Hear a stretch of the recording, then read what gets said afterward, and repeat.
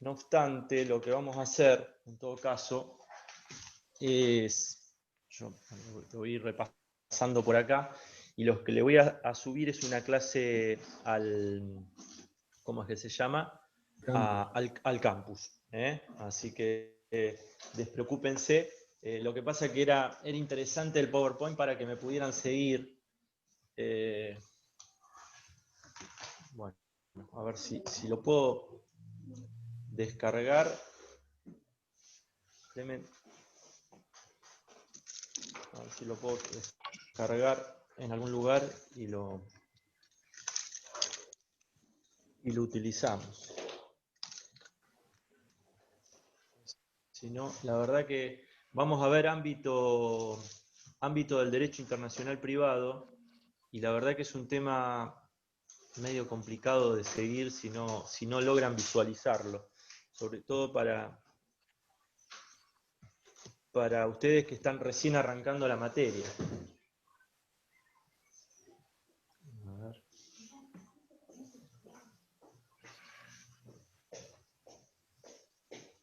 En 2 segundos.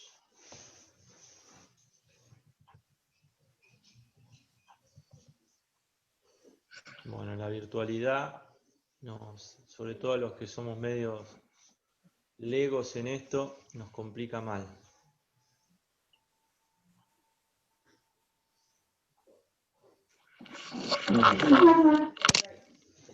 No me lo leo. Bueno, a ver chicos, arrancamos con lo que teníamos que ver hoy.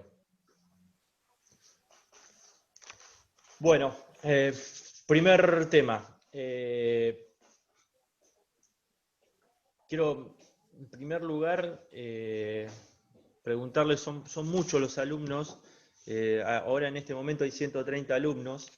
Entiendo que no hay condicionales, ¿no? Que están todos los que están en el chat, son todos alumnos que están en condiciones de rendir, ¿no? Es así. Sí. Es raro tener tantos alumnos, la verdad que es una materia que habitualmente nosotros tenemos hasta 100, 120 alumnos, creo que ahora da algo así de 200. ¿Ya tuvieron clases con la doctora Ayala, si no me equivoco? Sí. Bien, ¿y con quién más tuvieron? ¿Con el doctor Acosta? ¿Con la doctora Fraschina? Bien. Con el doctor Acosta, sí. Y con Y la doctora Ragonés. y con la doctora Ragonese. Bien. No hemos tenido. ¿Y qué vieron? A ver, como para saber por dónde arrancar yo. Fuentes con el doctor Acosta. Ajá. Ayer vimos jurisdicción. Jurisdicción, sí. Jurisdicción. Y Bien. con la doctora Ayala un paneo general y un de la materia. Pasando, tocamos un poco. Bien.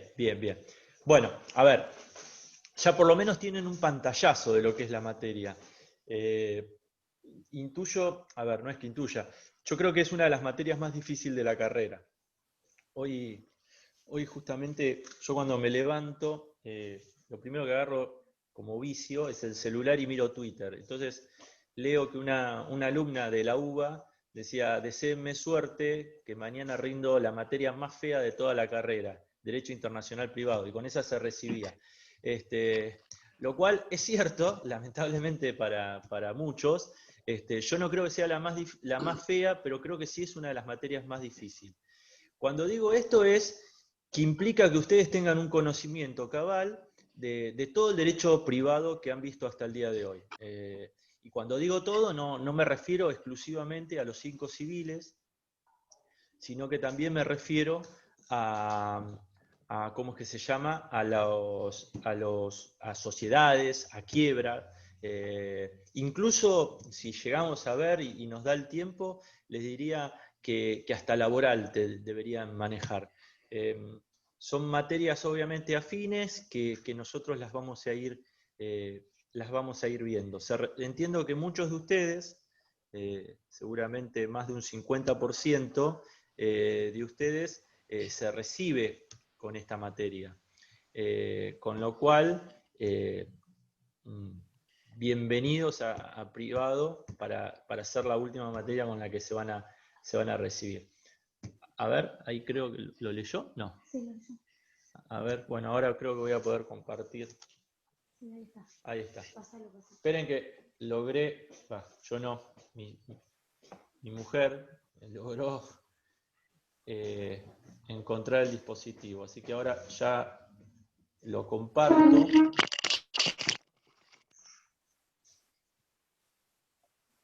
Así podemos compartir pantalla. Como dirían en la tele, estamos estirando. Bien.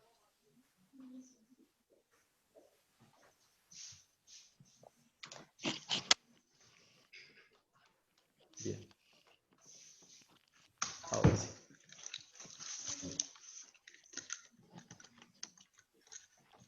Bueno, a ver, vamos a ver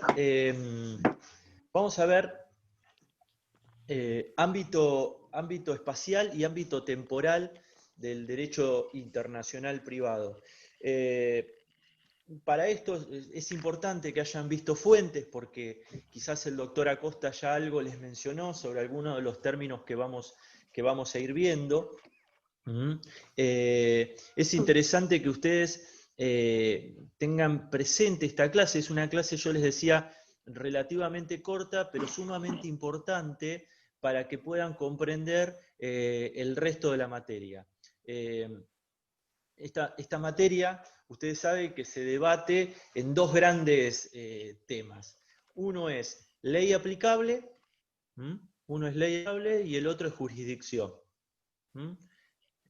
Si ustedes tienen en claro la diferenciación siempre cuando ven un caso entre ley aplicable y jurisdicción, van a poder comprender mucho mejor la materia. Si ustedes no tienen en claro esa situación de ley aplicable y jurisdicción, se les va a dificultar mucho, sobre todo si terminamos como parece que va a ser, con un examen oral. Estas confusiones pueden hacer que lo saquemos in limine de la mesa, así que es fundamental manejar bien esta conceptualización. Ustedes, de hecho, cuando lean la parte especial que tiene hoy nuestro Código Civil y Comercial sobre derecho internacional privado, van a advertir que cada uno de los temas, tanto cuando hablamos de persona, como cuando hablamos de bienes, cuando hablamos de concursos, cuando hablamos de sucesiones y demás, en cada uno de estos temas se habla sobre ley aplicable y sobre jurisdicción, ¿no? Bien. Lo que hoy vamos a ver tiene que ver con dos conceptos que son importantes para el derecho y particularmente para el derecho internacional privado, que es posible que no los hayan visto en otras materias, pero que en esta instancia a nosotros nos interesa ver. Uno de esos conceptos es el tiempo y el otro de los conceptos es el espacio. Ningún derecho o ningún sistema de derecho positivo puede sustraerse de su relación con el tiempo. Todo sistema jurídico corresponde a una historia, a un momento determinado, que delimita su aplicación al caso concreto. Lo que tenemos que entender es que según el principio de territorialidad del derecho, una norma jurídica estatal es obligatoria en un ámbito rigurosamente circunscripto y entra en vigor en un determinado momento y por su derogación pierde, con la misma precisión, dirían los autores, su aplicación al caso concreto. Ahora, este principio es válido para todas las fuentes del derecho internacional privado, y yo les diría que no. Sí, seguramente para las fuentes convencionales, pero no lo es tanto para las fuentes como la costumbre y los principios generales del derecho. La costumbre, como fuente del derecho internacional privado, no tiene el peso que tiene en el derecho internacional público. Ustedes si están viendo público o han visto público, advertirán que la costumbre es una fuente muy, pero muy importante en esa materia. Bueno, en el derecho internacional privado no lo es tanto, pero obviamente no deja de ser una fuente. Y los principios generales del derecho, sí, por supuesto, es una fuente importante. Estas dos fuentes participan de una continuidad en el tiempo no medido, es decir, uno no puede saber cuándo arranca a regir la costumbre y cuándo deja de regir la costumbre, al igual que los principios generales del derecho, sobre todo porque son la costumbre y los principios tienen cierta mutabilidad, pero una mutabilidad a través del tiempo que no tiene una precisión. El otro concepto que yo les mencionaba es el espacio. El espacio para el derecho internacional privado es menos esencial que el tiempo, podríamos decir. Hay ordenamientos jurídicos no territoriales. Esos ordenamientos jurídicos no territoriales, como puede ser el derecho canónico, pero también el derecho internacional, no existe un ámbito de aplicación territorial para estos determinado, para estos sistemas. Es decir, el derecho canónico podríamos decir que rige en todos los lugares donde esté la Iglesia católica, ¿no? Pero no hay un ámbito determinado, no es que solamente se aplica en el Vaticano, sino que no hay un ámbito. Y el derecho internacional privado, si bien hay normas de derecho internacional privado, convenciones, tratados y demás, tampoco podríamos decir que tiene un ámbito territorial circunscripto. Sí, obviamente va a ser aplicado por aquellos países que hayan ratificado algunos de estos tratados. Pero no, podríamos decir que no se puede someter la competencia de un Estado a una situación determinada por el derecho internacional. Obviamente que existen diferentes combinaciones entre espacio y tiempo, combinaciones que nosotros o que ustedes van a ir viendo a lo largo de esta materia, como por ejemplo cuando veamos el derecho transitorio, es decir, este derecho que rige situaciones entre la derogación de una norma y el nacimiento de una nueva norma. ¿Qué pasa? Bueno, en la Argentina hemos vivido este proceso, o estamos viviendo este proceso, de la derogación del viejo código velezano a el nuevo sistema unificado de derecho civil y comercial. Obviamente que este derecho transitorio plantea conflictos, un conflicto en materia internacional, pero también un conflicto dentro del derecho extranjero, y ese conflicto dentro del derecho internacional es cuando las normas internacionales, las convenciones, se modifican en el tiempo, y este conflicto transitorio del derecho extranjero es cuando el derecho extranjero llamado a aplicar el caso también sufre una mutabilidad, ¿no? Entonces, en esas dos situaciones se tendrá que ver cómo y de qué manera aplicamos una norma a un caso determinado. Pero lo que hoy nos ocupa principalmente son dos temas que tienen que ver con la dimensión espacial y temporal del derecho internacional privado.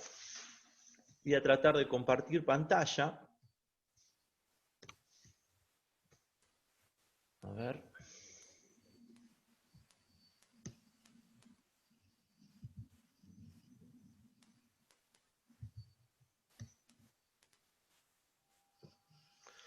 Si encuentro.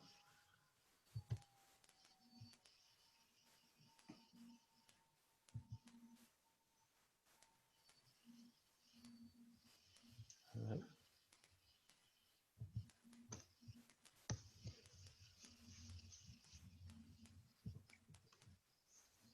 Cualquier consulta, chicos, me la van haciendo llegar, me interrumpen, no hay inconveniente, yo por ahí voy leyendo. A ver si me abre esto.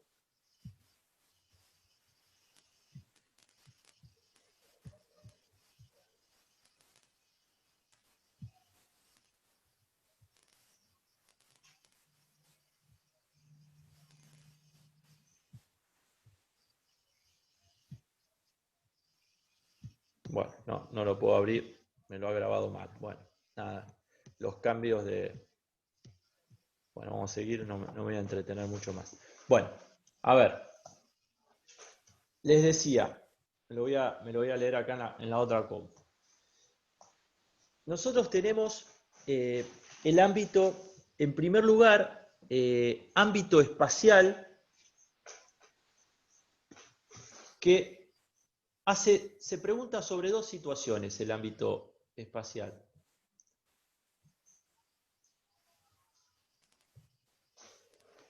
En primer lugar, ¿quiénes aplican derecho internacional privado argentino?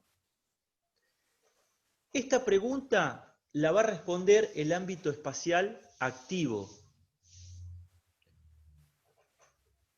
Y la segunda pregunta dentro de lo que es ámbito espacial la va a hacer es ¿dónde deben realizarse los casos a los cuales el derecho internacional privado se aplica?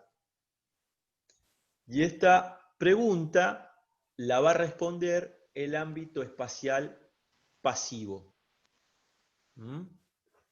Yo más que el PowerPoint, que muchas veces lo piden como para poder seguirlo, les voy a compartir la clase, así que despreocúpense que en el transcurso de la semana que viene se la subo. Así que no van a tener demasiados inconvenientes. Este tema en HOF no está. Esto también es importante aclararlo. Este tema está en Goldmeet. ¿Tienen Goldmeet? ¿Tienen acceso a Goldmeet? Los leo en general, porque no sé cómo es el tema de la fotocopiadora y demás. No, bueno, voy a tratar... Perdón que justo interrumpí, no hice antes de hablar. Sí. Hay un link que está en la página del Centro de Estudiantes, el libro de Goldmich. Bueno, buenísimo. Porque nada, a ver, Goldmich tiene un problema, ¿no? Que es que no está actualizado claramente, ¿no? La obra de Goldmich, si bien la última actualización es del año 2012, la obra original, esta actualización, está escrita a principios de los años 80. Con lo cual, cuando ustedes leen Goldmich, por ahí hablan incluso antes de la 23.515, es decir, antes de la ley de divorcio vincular y patria potestad. Sin embargo, para la parte general, pueden leer Hoff, pero nosotros, o por lo menos yo particularmente, recomiendo leer Goldmich en muchos de esos temas. En este tema no está desarrollado en Hoff, o al menos puede estar mencionado, pero no está desarrollado. Lo van a tener que leer de ahí. Bien. Si no está en la página del CED, puedo escanear. Bueno, acá hay una compañera que se propuso escanearlo. Bueno, yo lo mismo, no hay problema, deben ser 10 páginas, pero sería interesante que lo puedan leer de ahí. Bueno, les decía, entonces, estamos en ámbito espacial, estamos en dos categorías, espacio y tiempo. Ahora estamos viendo la categoría del espacio, el ámbito espacial, y hace dos preguntas. ¿Quiénes aplican derecho internacional privado argentino, ámbito espacial activo, y dónde debe desarrollarse ese caso para que sea aplicable el derecho internacional privado? Ahí Juan compartió el drive, muy bien Juan. Y esto habla del ámbito espacial pasivo. Vamos, entonces, ustedes vayan tomando apuntes, ámbito espacial activo. Vamos al ámbito espacial activo. Es decir, ¿quiénes son los que aplican el derecho el derecho, el derecho argentino o el derecho internacional, las normas de derecho internacional privado. Nosotros, esto por ahí ya se los ha dicho la doctora Ayala, pero yo lo repaso, sobre todo por si hay alguien que no lo escuchó o por ahí no lo dijo. Nosotros tenemos un derecho interno, pero no todas nuestras normas de derecho interno son derechos de derecho internacional privado. En el Código Velezano, ni siquiera nuestra materia, que no goza de una autonomía, o que no gozaba de una autonomía legislativa plena, en el Código Velezano encontrábamos muchas normas multilaterales o derecho internacional. Y otras que no, que eran de aplicación directa, ¿no? Pero hay muchas normas indirectas. Hoy, nuestro Código Civil y Comercial sí tiene una parte destinada al derecho internacional privado, con lo cual, si bien no es una autonomía legislativa plena, como puede ser en otros países donde hay códigos o leyes especiales de derecho internacional privado, sí hay una parte que regla todo el derecho internacional privado. Y cuando nosotros acudimos al derecho extranjero, podemos acudir al derecho privado extranjero o podemos acudir al derecho internacional privado extranjero.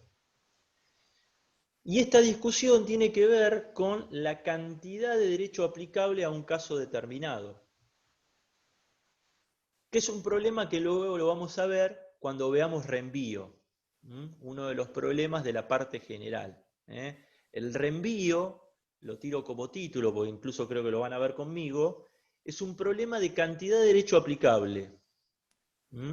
Si nosotros estamos tratando, abrimos una sucesión en la Argentina de un ciudadano español con último domicilio, pongámosle en España, al revés, lo voy a decir, un ciudadano argentino con último domicilio en España, donde abrimos la sucesión acá.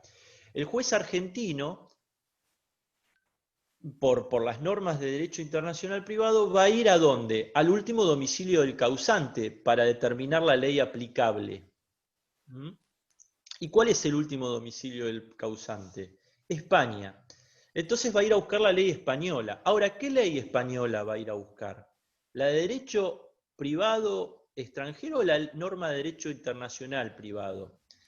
¿Por qué? Porque puedo ir a buscar la norma y quedarme en la norma que dice que a las sucesiones de las personas fallecidas en determinado lugar se le aplica el derecho del nacional. Por lo tanto, esa persona que era argentina le tengo que aplicar derecho argentino, derecho nacional. Entonces, voy a buscar la ley española y la ley española me reenvía el caso a la Argentina.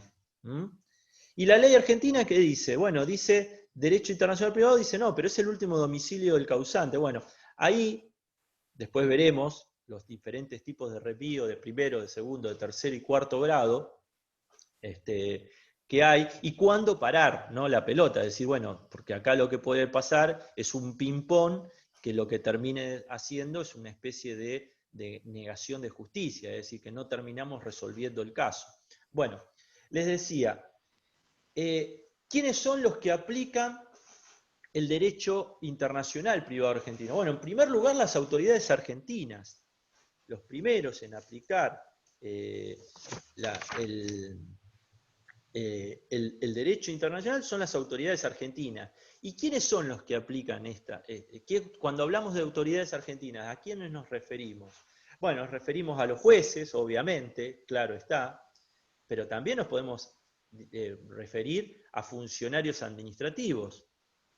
Por ejemplo, la IGJ, si estamos trabajando un tema sobre reconocimiento de sociedades extranjeras, constituidas en el extranjero para funcionar en nuestro país.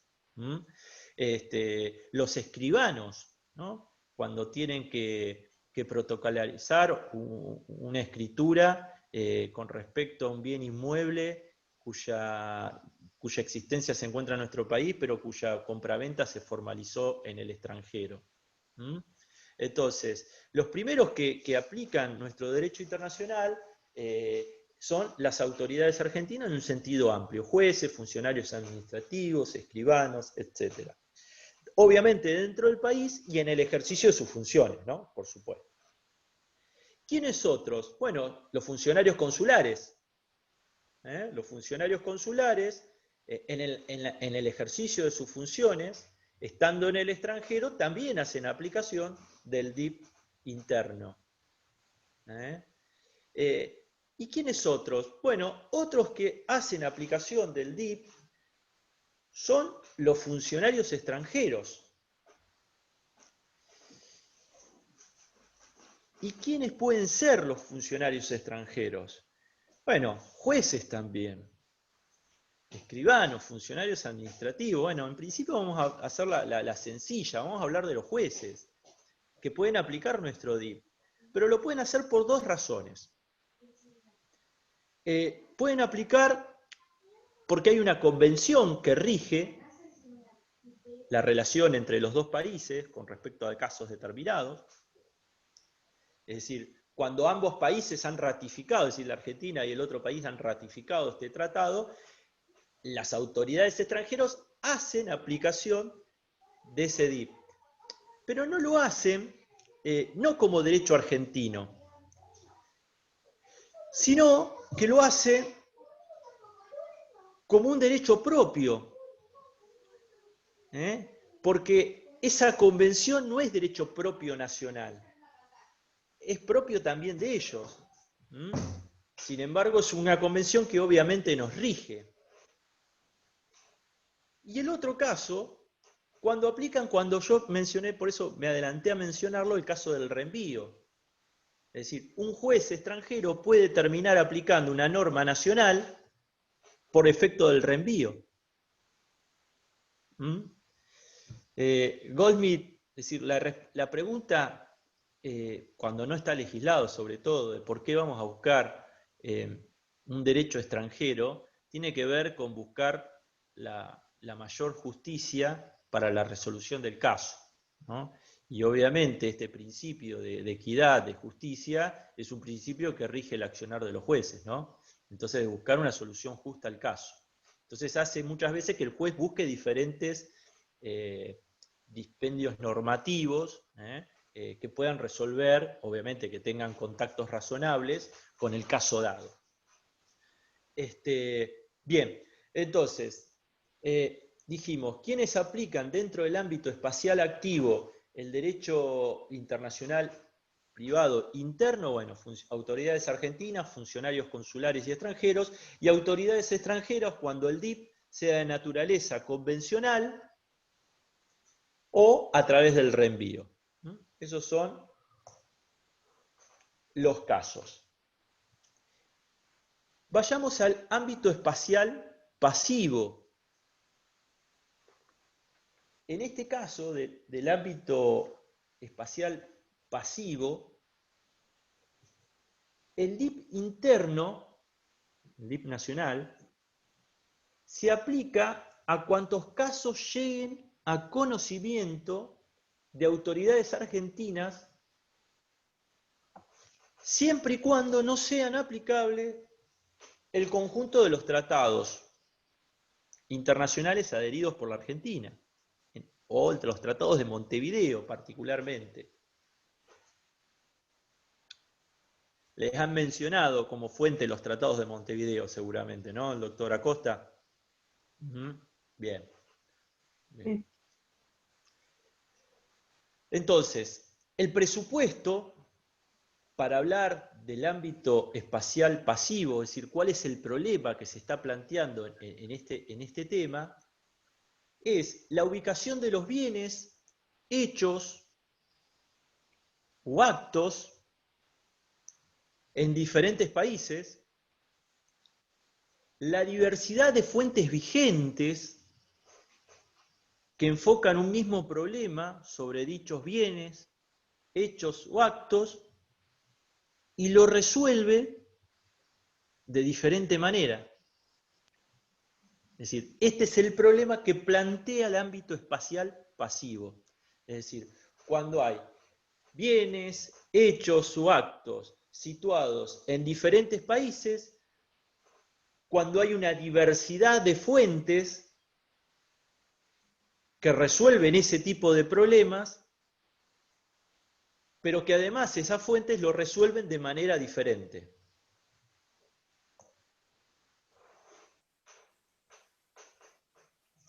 ¿Vamos bien? ¿Hasta ahí? Sí, me pone alguien que no debe estar entendiendo nada, pero para terminar la clase hoy viernes a la noche me dicen, vamos para adelante, vamos rápido. Bueno, ¿Qué tal, profesor? cualquier Disculpe cosa, que no sé sí, si se me escucha.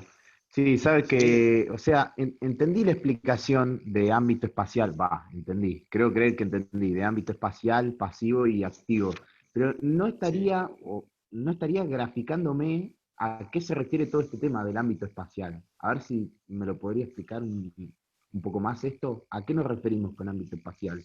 ¿Y para qué sirve esta distinción? Y para saber Gracias. qué derecho aplicamos a un caso determinado. A ver, para decirlo muy sencillamente, eh, acá digo, ustedes vienen viendo derecho local, ¿no? Derecho nacional. Entonces saben que si hay un accidente en la otra cuadra de su casa, le van a terminar aplicando el derecho, digo, de daños nacional, ¿no? Porque fue acá en la Argentina, fue en la ciudad, deberán ver la competencia, la jurisdicción del tribunal de los tribunales de Mar del Plata, como mucho se podrá ir a otro lugar porque tiene un seguro esa persona, un domicilio el demandado en otro lado, bueno, nada. Habitualmente ven eso y saben que si se produjo hoy le van a terminar aplicando, ¿qué norma? El derecho privado actual, es decir, el Código Civil y Comercial actual. Es muy sencillo, con lo cual esto ni se explica en otras materias que ustedes han visto. Acá la situación cambia. ¿Por qué cambia? Primero porque se trata de casos multinacionales. Es decir, son casos cuyos puntos de conexión, habrán escuchado hablar de puntos de conexión. Sí, Los puntos de conexión pueden ser personales, reales. sí, lo nombraron. Bueno, los nombraron bien, el domicilio, Los el lugar de, explicaron, sí. está bien, el domicilio, donde firmó el testamento la persona, donde falleció, donde se produjo el hecho ilícito, injurioso, el daño. Bueno, entonces, un caso que es multilateral,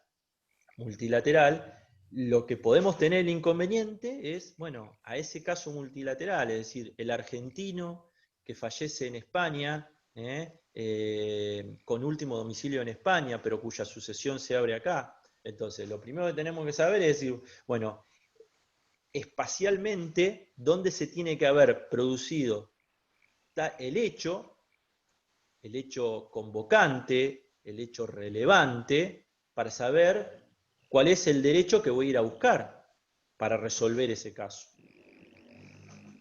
Eso es el ámbito espacial, ¿entendés? ¿Y quién va a aplicar eso, el ámbito espacial activo? Y después, bueno, el pasivo es decir, bueno, ¿dónde se tiene que haber producido o dónde se produjo para saber cuál es el derecho que le voy a terminar aplicando? ¿Está claro? Y el temporal tiene Sí, que ver con una cuestión de tiempo, es decir, bueno, la norma en qué momento, porque por ejemplo, yo hago el testamento hoy, pero fallezco dentro de 20 años, ¿no? Y vamos a poner que ahí en esta situación hay elementos extranjeros, ¿no? Entonces, vamos a ir a buscar qué derecho, el que estaba en vigencia hoy, el que está en vigencia cuando yo fallecí. Por ejemplo, el Tratado de la Haya sobre cuestiones testamentarias del año 61 te dice que ese tratado es aplicable para los testamentos hechos siempre que el causante haya fallecido después de la entrada en vigencia de ese tratado. ¿Entendés? Entonces, por eso es importante determinar también el tiempo. Y estas son las categorías que hoy estamos viendo, espacio y tiempo. ¿Te queda claro? No sé quién había preguntado. Sí, entendí, Lo sí, dije entendí como, mejor. como muy resumido. ¿eh? Gracias. A ver, leo algunas preguntas. Me cuesta entender cuando dice el elemento subyacente al punto de conexión, profe. ¿Qué entendemos por elemento subyacente? Bueno, eso lo vamos a ver después con puntos de conexión. Pero básicamente tienen que ver con los hechos realizados para llegar a ese punto de conexión. El ámbito espacial sería el punto de partida para determinar qué derecho vamos a aplicar, por supuesto. Sí, sí. Y por ahí, cuando usted mencionó territorio, se entiende a lo que se refiere espacio, lugar, territorio. Pareciera lo mismo jurisdicción y ámbito espacial. No, Ariel, no, nada que ver. Una cosa es una cosa y otra cosa es otra cosa, diría Panigasi, para los más viejos. A ver, jurisdicción es qué juez es competente, cuál es el tribunal que resuelve el caso. No tiene que ver con el ámbito espacial. No tiene que ver con el ámbito espacial. El ámbito espacial, les decía, es quiénes son los que aplican el derecho nacional, ámbito espacial activo, y el ámbito espacial pasivo es dónde se tiene que haber realizado el caso, o dónde deben estar los bienes, o dónde debe haber pasado el hecho, para saber cuál es el derecho aplicable al caso. Entonces, jurisdicción y ámbito espacial no estamos hablando de lo mismo, más allá que tengan contactos en alguna situación. No se adelanten. Les abro preguntas, pero se están yendo. Evidentemente han estado leyendo bastante, porque acá Adrián me pregunta, ¿tiene que ver con Lec Fori y Les Causae? No, eso es otra cosa. No se adelanten. Todavía no llegamos tan ahí. Lo van a ir viendo. Lec Fori es la ley del juez. Les Causae es la ley donde se realizó el hecho. Para resumirlo. Doctor, Bien. una consulta. Sí. Perdón. Cuando usted habla de puntos de conexión, es lo que en Hobbes se refiere como los elementos relevantes, por ejemplo, relativos a las personas, a las cosas y a los hechos, ¿no? Claro, esa. Sí, muy bien. Bien. Vamos a seguir un poquito más. Bien. Estábamos en ámbito, me perdí, discúlpeme para enfocarme. Nuevamente yo cuando miro para el costado es porque tengo el PowerPoint en la otra compu. Les decía entonces, bueno, el ámbito espacial pasivo, ¿dónde tienen que haberse resuelto los casos? Bueno, ahí podemos ir de situaciones muy sencillas a situaciones más delicadas o más complejas. Y las más sencillas tienen que ver cuando los actos, los bienes o los hechos sucedidos se encuentran enteramente en países donde no hay, entre países que no hay tratados. Se trata, vamos a poner una sucesión con elementos extranjeros. Determinamos qué elementos pueden tener que ver cuáles pueden ser elementos extranjeros, que son la nacionalidad, si para nosotros fuera un punto de conexión relevante, que no lo es, o el domicilio, o el lugar de testamento, donde se encuentran los bienes. Bueno, elementos extranjeros que hacen a un caso particular y que lo convierten en un caso internacional. Entonces, cuando entre esos países que tienen contacto con el caso no hay tratado, el tema se resuelve muy sencillamente. ¿Por qué? Porque se aplica el derecho internacional del país que tenga un contacto relevante. Es decir, volviendo al caso que veíamos hoy del argentino que fallece con último domicilio en España, bueno, si no hay un tratado con España sobre sucesiones que resuelva ese caso, bueno, el juez argentino que abrió la sucesión va a decir, bueno, ¿qué le aplico? Bueno, aplico el derecho internacional privado español, que tengo que ir para allá. ¿Por qué? Porque el último domicilio del causante era España, por lo tanto aplico el derecho español. Veremos después si hay reenvío o no hay reenvío, pero digo, es sencillo encontrar la norma. Es más sencillo encontrar la norma. Ahora puede ser que entre estos países exista un tratado, y este es un segundo supuesto, es decir, que los actos, los bienes o hechos sucedidos en países entre los que hay tratado. En estos casos, cuando esto sucede, se termina aplicando el tratado de los países que han ratificado ese tratado. Yo no sé si Juan, cuando vieron Fuentes, quizás no lo mencionó, no lo sé, les habló sobre las diferencias que puede haber entre aprobación y ratificación de un tratado. ¿Tienen claro eso? No. Bueno. Es un tema más de derecho internacional público, porque es de la Convención de Viena del derecho a los tratados. Sin embargo, es muy importante nosotros tener en claro cuándo un tratado está aprobado y cuándo está ratificado. Porque que esté aprobado no significa que nos obligue internacionalmente ese tratado. Porque ¿quién aprueba un tratado? ¿Quién lo aprueba? El poder ejecutivo. El ministro, No, El legislativo. El Congreso. El legislativo, el Congreso. A ver, el proceso de negociación de un tratado es primero negocio con otro país sobre determinado tema, el que sea, ¿no? Negocio y firmo el tratado. Lo firmo. Lo traigo al país, traigo la firma del tratado. Una vez que lo firmé, también eso lo pueden encontrar en Goldsmith también.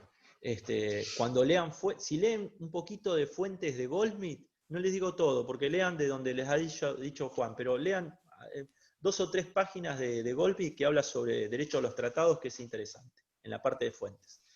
Les decía, firmo el tratado, lo traigo a la Argentina. ¿A dónde lo llevo?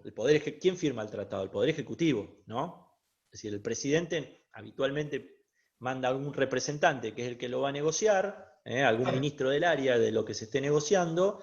El presidente puede ser que vaya a firmarlo, lo firma, ¿y a dónde lo trae? Lo trae a la Argentina y lo pasa al Congreso.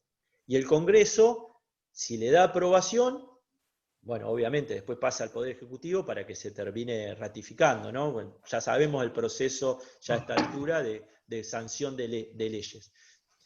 Pero una vez que pasa eso, el país tiene que ratificarlo internacionalmente. Y se ratifica una vez que se hace, por ejemplo, entre otras cosas, lo que se llama, si es un tratado bilateral, un canje de instrumentos. Yo le mando la ratificación al país extranjero con el que firmé el tratado y el otro país me manda la ratificación. Con lo cual, es un canje de instrumentos. Ahora, si fueran varios países y se tratara de un tratado multilateral, muchas veces los mismos tratados en sus normas transitorias dicen que ese tratado entra en vigencia una vez que lo hayan ratificado X cantidad de países. Entonces les decía que cuando los actos, bienes o hechos sucedidos en países extranjeros, en países entre los que hay, tratado, rige ese tratado siempre y cuando ese tratado esté ratificado por todos los países que puedan actuar en ese caso en concreto, o que puedan ser llamados vamos a decir las legislaciones de esos países que puedan ser llamadas a resolver el caso concreto. ¿Está claro? A ver, la ratificación no es lo que hace el Ejecutivo al final. Sí, claro, cuando ya pasó por el Legislativo. Aprobación es parte del Congreso, la ratificación, si no me equivoco, es por el Poder Ejecutivo Nacional, claramente. Pero entra en vigencia una vez que se mandó. ¿Sí? Una consulta con respecto a esto, a ver si me quedó claro. Entonces, en caso de que haya tratado, tiene que estar necesariamente ratificado por todos los países, y en caso de que uno lo ratifique y el otro no, regiría él el derecho privado del país que tenga un contacto relevante como en el anterior. Exactamente, se resuelve de esa manera. Bien, muy bien. Y yendo a un grado de complejidad mayor, bueno, es el caso donde los actos, bienes o hechos sucedidos entre países que han ratificado y otros que no lo han hecho, el que mencionaba acá el compañero, Ernesto creo que era el que me preguntó esto, O un mismo caso vinculado con la Argentina tiene vinculación con dos tratados cuyas soluciones difieren. Y acá habrá que ver cómo lo resolvemos.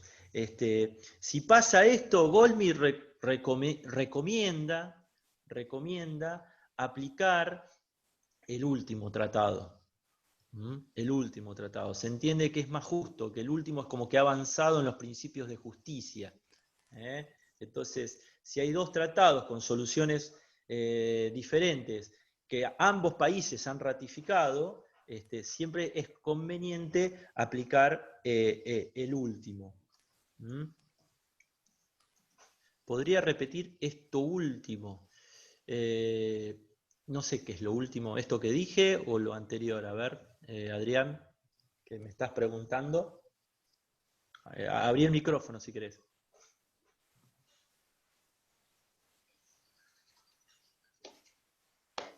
Ah, ya está, me decís. Bueno, listo, seguimos para adelante. Bien. En este tercer supuesto, obviamente, que se complejiza mucho más, que las soluciones pueden ser diversas, porque se puede elegir una sola fuente para resolver el caso. Goldmich dice como criterio general que entre diferentes fuentes, les decía, hay que elegir siempre la última porque se entiende que es la más justa. Otros, cuando hay una aplicación simultánea de fuentes, hablan de lo que se llama la integración de los tratados. Esto es una composición que deben hacer los jueces, también para buscar la solución más justa al caso. Ahí en Goldmich les recomiendo leer el caso de un matrimonio. No es un caso, es un ejemplo, no es un caso fallado por alguna corte, pero se trata particularmente de un caso donde el último domicilio del marido es en el Perú, pero el matrimonio está contraído en el Paraguay. Entonces, si lo que se trata es la disolución matrimonial en la Argentina, fíjense, hay 3 países, o las legislaciones de 3 países que actúan en el caso. Y se trata de una disolución, les decía, matrimonial, y se plantea la cuestión del régimen patrimonial del matrimonio, es decir, cómo dividimos los bienes, básicamente. Bueno, veremos qué tratado entra en juego, porque puede entrar entre estos 3 países el Tratado de Montevideo del 89, que dice el domicilio del marido al momento de contraer matrimonio.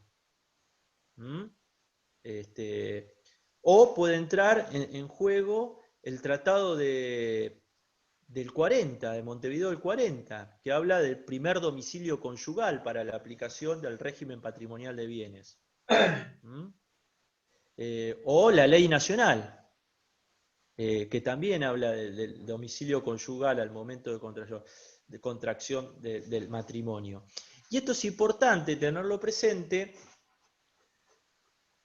porque en determinadas situaciones va a implicar proteger o no a determinadas personas. Digo, a ver, cuando el legislador en 1889 pensó en sacar una foto en cuanto a decir la ley aplicable al derecho patrimonial del matrimonio es la del domicilio del marido al momento de contraer el matrimonio, o en su defecto la del primer domicilio conyugal, lo hizo, contrariamente a lo que ustedes pueden estar pensando en este momento, porque dice, ¿por qué la del marido y no la de la mujer? Bueno, lo hizo para evitar el traslado fraudulento del domicilio después de casado del marido en detrimento de los derechos de la mujer.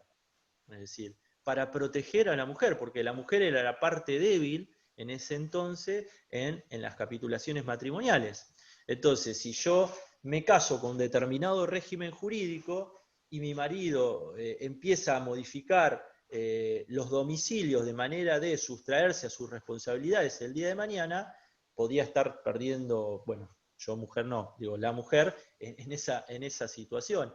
Entonces, en ese caso particular, Goldsmith, ustedes, por eso se lo dejo para que lo lean ustedes, le va dando una vuelta al caso de decir, bueno, ¿qué pasa cuando si aplico el Tratado del 89? ¿Qué pasa si aplico el Tratado del 40? ¿Qué pasa si aplico la ley nacional? Goldsmith, la actualización, la que ustedes van a leer, la última actualización es la de la ley 23.515, no es la del Código Civil y Comercial actual. Pero es válida para el ejemplo. ¿Y qué pasaría si incluso el matrimonio se hubiese contraído en la República de Chile, por ejemplo, donde no rige ninguno de estos tratados? Para resumir, así, en cuanto a qué es lo ideal, es que los jueces a la larga terminan adaptando, buscando la adaptación de la solución al caso, para buscar una solución justa.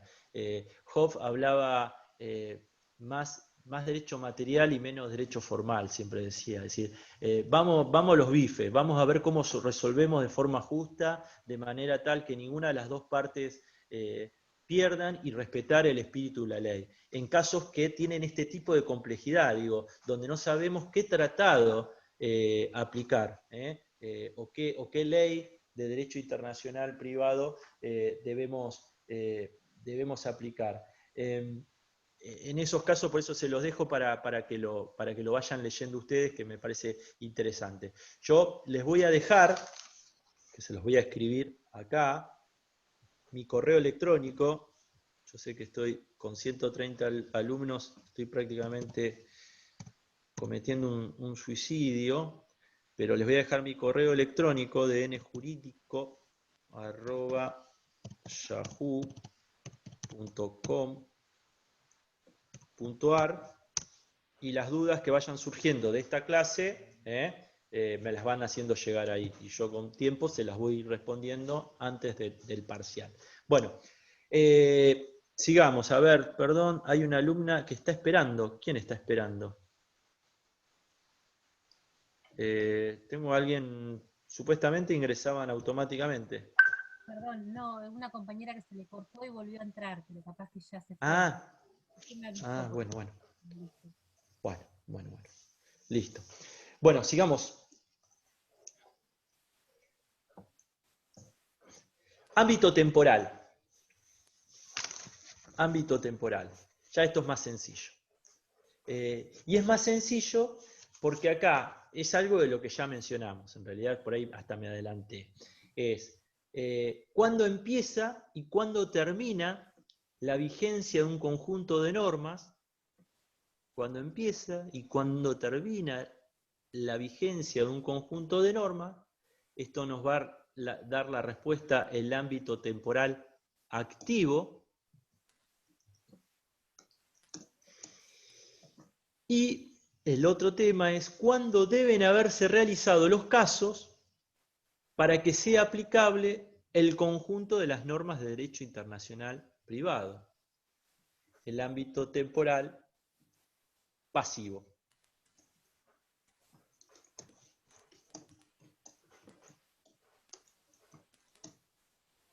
Bien, ahí yo les decía los tips para tener en cuenta con respecto al ámbito temporal activo.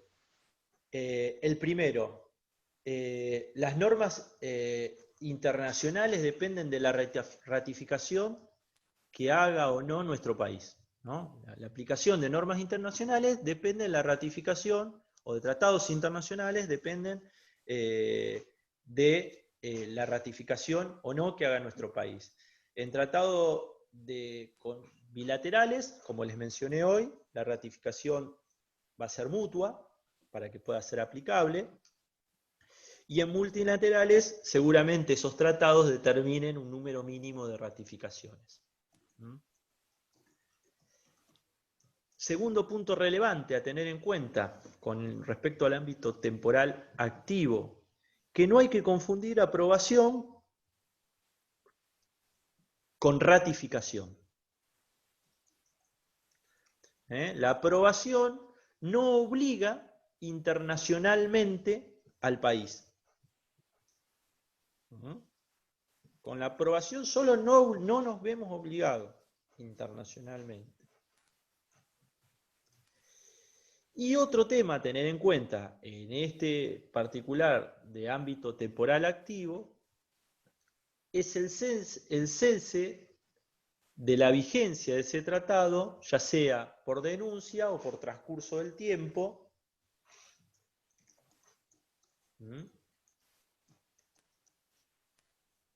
¿Qué es el otro tema? A ver cuándo se vence la aplicación de un tratado. Bueno, denuncia obviamente es porque el país resuelve salirse de determinado tratado, ¿no?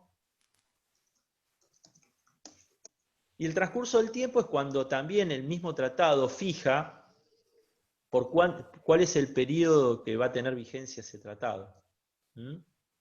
A veces lo fija, a veces dice va a estar vigente en la medida que haya tantos países ratificantes. Bueno, eso que no hayan denunciado el tratado.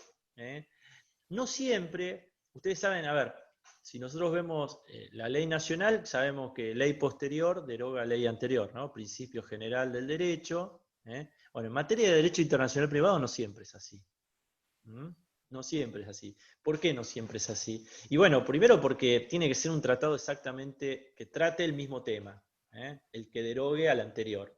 Y segundo, porque el tratado anterior puede estar ratificado por determinados países y el posterior por otros países. Entonces dependerá de qué caso se trate, con contactos con qué países tengas para saber qué tratado, si el anterior o el posterior, es el que aplico. Por ejemplo, si usted, capaz lo mencionó Juan, y lo reitero, el tratado del 89 trata 8 materias, ¿no? Derecho civil, derecho comercial, derecho procesal y derecho penal, como materias troncales. Después hay propiedad intelectual, literaria, marcas, patentes y demás. Cuando el Tratado del 40 se hace en aniversario a los 50 años del Tratado del 89. Para tratar más o menos los mismos temas, con algunas diferencias. Por ejemplo, a la parte penal hay una parte de asilo, y a la parte comercial se divide entre comercial terrestre y derecho a la navegación. Y son llamados los mismos países. Ahora, no los mismos países ratifican cada uno de estos tratados. Entonces Argentina, depende el tratado y depende el país, se ve obligado con los países ratificantes de la obra de Montevideo, tanto por el 89 como del 40. Entonces, esto que yo les decía de no siempre un tratado posterior, aún tratando materias afines, deroga un tratado anterior, perdón. Como sucede en nuestra materia, en cualquier materia de derecho privado interno, ¿no? Nosotros sabemos que el Código Civil y Comercial actual derogó el Código Velezano, ¿no? Está claro que es así. Bien, eso es en cuanto al ámbito temporal, activo. Y en cuanto al ámbito temporal pasivo, acá los conflictos que se pueden dar son dos. Que el caso permanezca en el tiempo, pero la norma cambie. Que el caso permanezca en el tiempo, pero que la norma cambie. Y el otro caso que se puede dar es que la norma permanezca en el tiempo y el que cambie sea el caso, que vaya sufriendo mutaciones.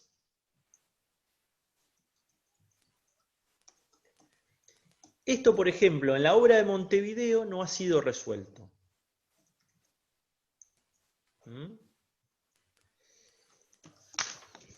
En estas situaciones de modificación de casos,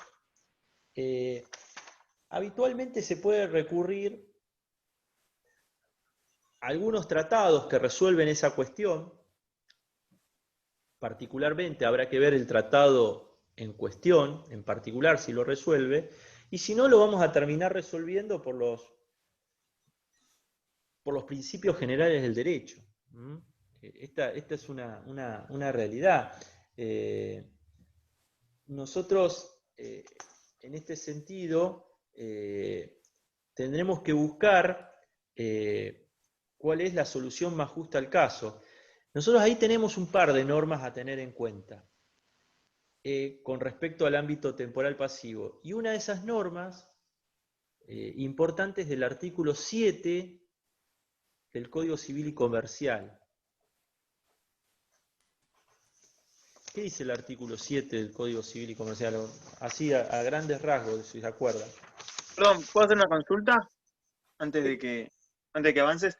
Con respecto a esto que dijiste de que en Montevideo no fue resuelto, ¿ninguno de los dos conflictos o solo el de la norma que permanece en el tiempo y cambia el caso?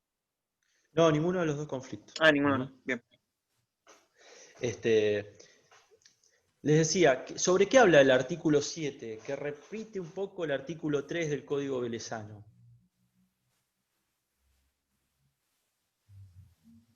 Las leyes no tienen efecto retroactivo. Muy bien. Las leyes no tienen efecto retroactivo. Muy bien, Gregorio. Ariel también lo puso.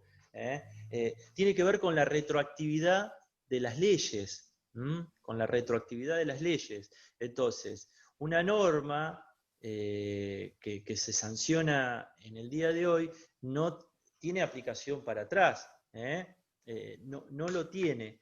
Entonces, en ningún caso la retroactividad puede afectar los derechos amparados por las garantías constitucionales. Entonces, este artículo hay que tenerlo muy en cuenta. Sin embargo, a veces se recurre a la retroactividad haciendo aplicación de principios que son más propios del derecho internacional público, que sí permiten por ahí una aplicación retroactiva, de hurgar en esos principios generales que puedan surgir de esa norma para resolver el caso. Porque lo que es imposible para un juez es dejar de resolverlo por falta de norma. ¿Se entiende? Es decir, un juez no puede decir, no lo puedo resolver porque no hay norma. De alguna manera tiene que resolverlo. Entonces tendrá que buscar una solución la más justa al caso. Ustedes cuando lean, yo hablé varias veces de soluciones justas al caso. Y ustedes van a leer Goldsmith. Y Goldsmith, si ustedes seguramente lo vieron en primer año, vieron la teoría trialista de Goldsmith. Lo deben haber visto o en Teoría General del Derecho, o lo vieron en Filosofía del Derecho. El trialismo de Goldsmith. ¿Y qué es el trialismo de Goldsmith? Bueno, ustedes fíjense que cuando lean Goldsmith van a leer que tiene una dimensión normológica,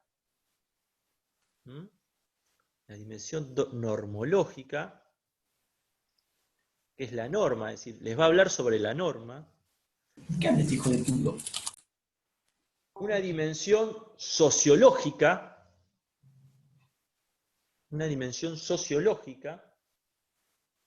básicamente en la dimensión sociológica Goldsmith trata en general los casos,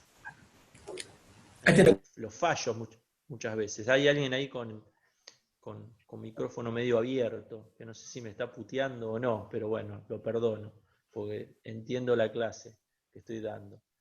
Les decía, y una parte diquelógica, que acá viene lo que yo les decía. ¿Y qué es la parte diquelógica, la dimensión diquelógica? Bueno, Goldsmith en esa parte siempre trata de ver si la solución normológica y la solución sociológica es justa o no es justa. Y generalmente en esa parte entran todas las teorías, las doctrinas para justificar uno u otro caso.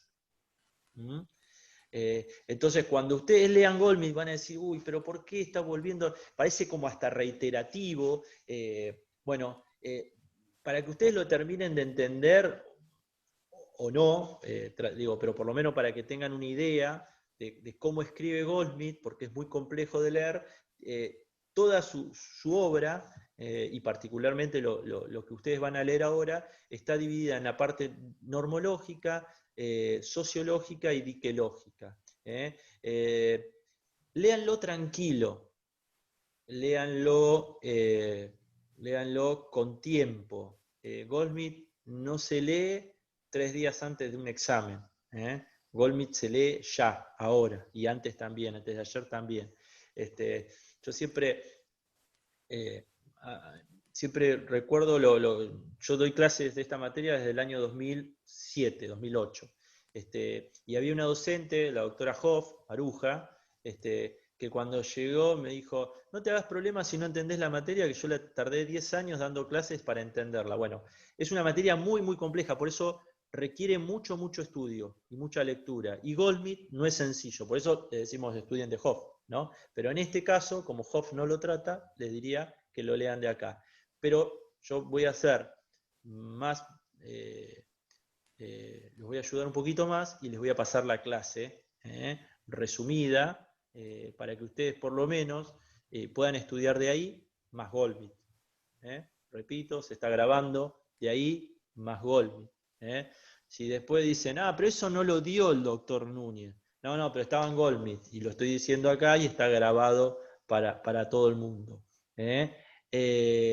Entonces, nosotros hoy vimos, repitiendo el tema que mencionaba ante la pregunta de un compañero, decir, bueno, ¿para qué vemos esto? Tiene que ver con las dimensiones del espacio y del tiempo y la importancia de determinar dónde deben realizarse los casos, quiénes aplican el derecho internacional privado, en qué momento tiene que haber sucedido el caso y sobre qué norma rige ese caso determinado en un tiempo determinado. Básicamente estos son los 4 puntos que vimos hoy. Y es lo que ustedes tienen que tener de entender. ¿Por qué? Porque si no les va a ser muy difícil empezar a comprender el resto de la materia. Ahora, cuando empiecen a ver los otros problemas de la parte general, ustedes saben que son 5 los problemas de la parte general que van a tener que estudiar para la primera parte, que son el reenvío, que son el fraude a la ley, que son el orden público, que son la cuestión previa y que son el problema de las calificaciones. Estos son los 5 problemas de la parte general. ¿Son los únicos 5 problemas que vamos a tomar? No. Obviamente, si estamos dando ámbito, vamos a evaluar ámbito, si estamos dando fuente, vamos a evaluar fuente, si estamos dando jurisdicción, vamos a evaluar jurisdicción, y vamos a evaluar historia, ¿no? Estos temas obviamente lo tienen que saber. Es importante tener una lectura. De historia, Hoff no sé si tiene mucho, la verdad que me parece que tiene muy poquito. También recomiendo la obra de Goldsmith en la primera parte. Fuentes no lo estudien de Goldsmith, Fuentes sí lo estudian de lo que dio el doctor Acosta y de lo que está en Hoff. Fuentes nada más yo les mencioné cómo es el proceso de aprobación de un tratado, que en Goldsmith está resumido en 1 hoja y media y está bárbaro para uno entender las veces que van a leer país, tratado ratificado no por la Argentina, que entró en vigencia o que no está en vigencia, digo, para familiarizarse con los conceptos. Bueno, ¿algo más? ¿Alguna consulta más? Puede subir el Power también. Bueno, si lo logro pasar de una compu a otro, lo subo, pero con la clase, chicos, es suficiente, porque el Power lo armé con la clase que tenía escrita. Así que quédense tranquilos que con la clase, por lo menos para empezar a entenderlo, lo van a entender. Les quiero agradecer, antes de terminar, que me comprometí, porque la verdad, vieron que hasta la semana pasada estábamos con Webex, y Webex, nada, un desastre. Y la verdad que felicito también, no sé si habrá alguno de los chicos ahí del centro estudiante, pero le quería agradecer que hayan conseguido Zoom, porque la verdad que Webex no podíamos dar clases, por ustedes y por nosotros. Así que nuevamente gracias al centro de estudiantes que nos permitió a todos los docentes y a ustedes tener mejor conectividad y mejor. Ya saben, tienen mi mail, con lo cual aquel que no pueda venir a la clase y no pueda escuchar, me escribe, no hay drama, estoy para contestarles. A veces me demoro unos días, así que no desesperen, pero contesto siempre antes del parcial, les voy a hacer llegar las respuestas. Bueno, chicos, buen fin de semana, chicos y chicas. No les digo vayan a divertirse, pueden quedarse en casa. Así que no hay excusas para agarrar el Tratado de Golmi. ¿Lo vieron lo que es? Es esto, Golmi. Miren. Así que bueno, si quieren pasar un lindo fin de semana con esto, bueno, agárrenlo. Y si no, bueno, tranquilos, de a poquito. Nos vemos en la próxima clase. Hasta luego. Hasta luego, gracias. Chao.